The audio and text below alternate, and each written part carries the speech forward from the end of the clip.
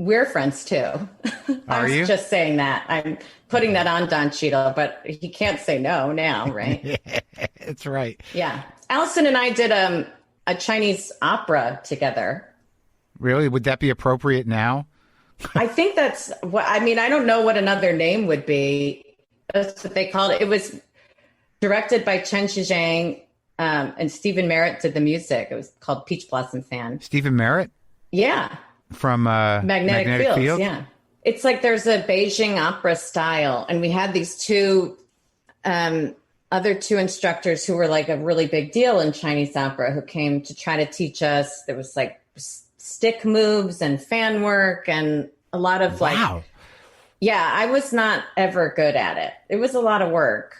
Was this part of a class work, or is this a class they offered Chinese opera, or is it something you No, did? we all auditioned. Oh, so someone came in, Stephen Merritt came in.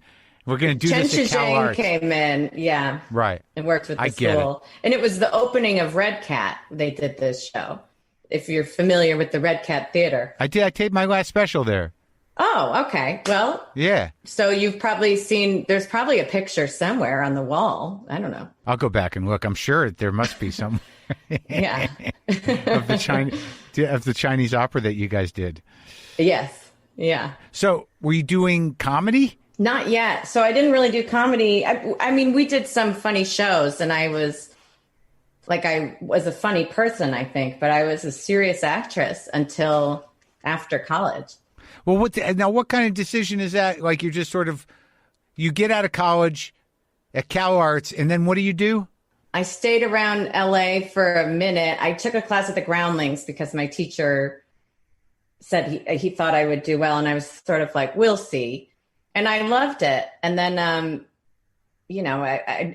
was like, I can go back to Chicago, get a much cheaper apartment. My parents can buy me groceries if I'm ever in need. And I took classes and I started at Second City. See, that was the big question. Like, looking at, my research was like, how do you go from Cal Arts and then just go back to Chicago to do sketch? Right. And it was the Groundlings was the hinge. That's where you got turned on to it. Yeah. You were and like, it's funny. oh, I used to go talk at Cal Arts about, because people kept telling me you're giving up if you're moving back to Chicago. And it was like, number one, I'm 24, 25 years old and I don't want to be, none of this feels good yet. And it's like, I make $14 an hour wearing a blue apron and selling wine at Greenblatt's, which was fun, but it was like, I wasn't gonna, none of like what I thought my life would be didn't feel like it existed there. In LA. Yeah. Next and to I the really Laugh Factory. Yeah. At Greenblatt's. Right. Yeah. That's it. On Sunset Boulevard. I drank a lot of good wine there though. That's nice. So you took the Groundlings class and then you went back to Chicago and you're like, this is the life. Yeah. I moved in with my friend Caitlin. We had an apartment. I think we each paid like $375. I worked in restaurants and did Second City. Then I worked at Planned Parenthood for 2 years or so. Oh, really? Yeah. And taking classes and like doing shows for 2 people in the audience, wherever you could do them. What was the Planned Parenthood job? I was the receptionist at the corporate office in Chicago. And so I opened all the mail too. And it was sort of like when someone calls, if they look up the number online, I'll be the first person they speak to. Did you just do that? Did you feel like it was your social responsibility or? Yeah. I mean, I've always been a bit of like a wonk. My dad was in public relations, but his firm did a lot with like the Democratic Party in Chicago. Yeah. And we've just always skewed sort of liberal. And so I really wanted to work for Planned Parenthood and I got to be their receptionist. Like, maybe Chicago's different. Were you afraid to work there? Like, didn't they get letter bombs and shit? And I would open all this crazy mail that was just full of so much hate. Oh, really? But and I had to open the door, and we had like you buzz one door to open it, and then to get back, you'd have to buzz another door. But it wasn't like we weren't the main clinic in Chicago where they performed abortions. We were just the clinic near us did all the other just regular, all the 90% of things Planned Parenthood does. Birth control. Right. Screenings, right. cancer screenings, all of that. Right. So you didn't have to deal with the pain of the decision every day with people coming in. No, but I do remember Dr. Tiller was killed while I was a receptionist. And that was like a very scary day. And I think I just sobbed in a parking lot talking to my dad on the phone. Yeah. Just there, and it was like, it was tough also just every single day seeing so much hate. That was like, this is mainly, it's not really religious when they're writing those things. They're saying, close your legs, you whores, you sluts, you're trash. I mean, it was just like really awful. It was just hate. And then if there was like a woman of color on our flyer that we'd send out, it would be even worse. And it was just nonstop. Yeah. And now now we live in that every day. I know. Yeah. So wait, you got a BFA or a MFA? Are you a master's? BFA. Oh, no, I'm a bachelor's. I call it a big fucking asshole degree. It's a lot of money to pay for group therapy. Yeah, but I don't know. Why trivialize it like that? You know what? I don't as much anymore, but that's because I've paid off my loans. You've done it. You did a Chinese opera. I loved CalArts. I got to go to France. I went, I toured around France right after I graduated with them. So I loved it. That alone was worth the loans. So how did when did you start working professionally for, which company did you work for in the improv business? So, I did some professional theater as a kid. And then when I started my first real job in Chicago I did a cruise ship. A cruise ship? I did a cruise ship with Alex, who's on my show. And there was a group of 5 of us. So we did very watered down sketch and improv for a cruise ship for 4 months. You were on the ship for 4 months? Yeah. I mean, how long were the cruises? Most of them were a week. There was a couple that were 2 weeks when we went up to Canada in fall, but most were a week. Did you enjoy it? Was it weird to be traveling with the audience all the time? Well, my mom had me convinced. I was like, there's nothing more luxurious than a cruise. So for 2 months, I think I loved it. And by the 3rd month, it started feeling a bit more like, I'm stuck here. I haven't spent a night on land. And sometimes, when there's bad weather, we just get sick all the time. And the food gets a little weird, doesn't it? Yeah. Yes. And you had to do how many shows a week? Well, we didn't have to work a lot. That was the thing. I just got I got fat and drunk. We only did we did 2 sketch shows a week and 2 improv shows. Oh, okay. And then you're just wandering around. And I was like, I'm going to work out and I'm going to write. And I did neither. So now how does it shift? How do you shift from cruise ship to SNL? What happens? What are the steps? Well, when I got back to Chicago, I started touring with Second City. So I got to see all different parts of Wisconsin and Ohio. And then I started doing shows at IO. I know.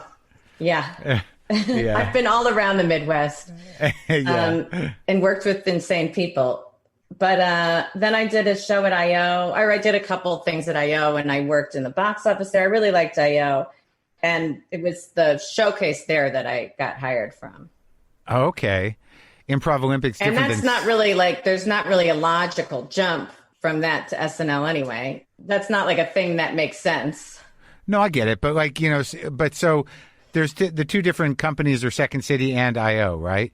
Yes. There's a couple, there's a bunch in Chicago. There's Annoyance too. That's a big one. Oh yeah. Annoyance. Yeah. Right. Comedy, Annoyance was started by, who started the Annoyance? Right. Mick Napier.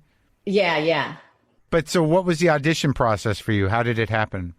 Sharna asked me to do it, and I didn't think I was ready. And there was like, everybody Who's has their Sharna? information. She ran IEO. Okay. And so she was running the showcase, and it was like, everyone said, well, you can only audition once, and then Lauren will get sick of you. So you better have a really good one. And so I didn't think I was ready, and I wasn't a stand-up, and I didn't do a lot of solo work, and I didn't do impressions. So I took a workshop on solo work and impressions. Uh-huh. I think what I did that worked was I just tried to keep everything short. Yeah. A lot of people get really indulgent, like doing Sam Elliott or something. And it's like, your jokes aren't that good to fill a minute of this. Right. And there's like 2 other guys doing Sam Elliott tonight. But you actually, for the audition, you knew it was coming up. You took those classes so you could nail it? Yeah. So you were just being yourself usually and making up characters? Yeah, exactly. Right. So you didn't do impressions? I did some impressions, but they were kind of like, I think I did Sofia Vergara in the first one, but I did her like selling a pair of glasses that make you look like you're awake, like your eyes are open, zombie glasses, so that you could take a nap. Do you want me to give you? You want me to break some news for you? Please. Right now, Kamala Harris was just selected by Joe Biden. That's it? Wow, this is big news. Yeah, I was waiting to hear. Wow. Yeah, there you go. It just popped up. Amazing. That's exciting. I'm a fan. I know some of my friends and family aren't quite as fond of her, but I think she's great. I think that's a great duo. Sure. Well, this is great news. Thanks for telling me. You got it. So when you get to SNL, like, they wanted to see you, so you go meet with Lauren. Did you have to go do the screen test? Yeah. So I did. I mean, I did everything with 80, which was really nice. We had the same. I love her. Same. Yeah, I do too. And having her, like, we went to the first screen test that was all women. And then I flew home the next day. And as I'm in the car from the airport, we got an email saying, will you fly back? They just want to hang out with you in the offices. That's like the crazy test or whatever. Yeah. And then there was another screen test. So I had to come up with new things that I didn't have ready. And then we got flown out one last time to meet with Lauren. And when I was hired originally, he didn't quite know when he wanted to start me on the cast. He was going to start me as a writer.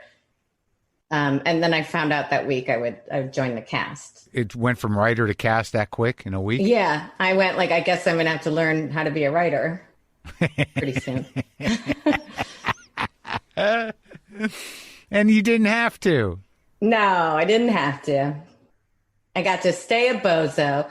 What characters did you audition with, just out of curiosity? Do you remember? I did, like the impressions, I think I did Justice Sotomayor confronting the other justices about someone taking her Tony Shalhoub poster.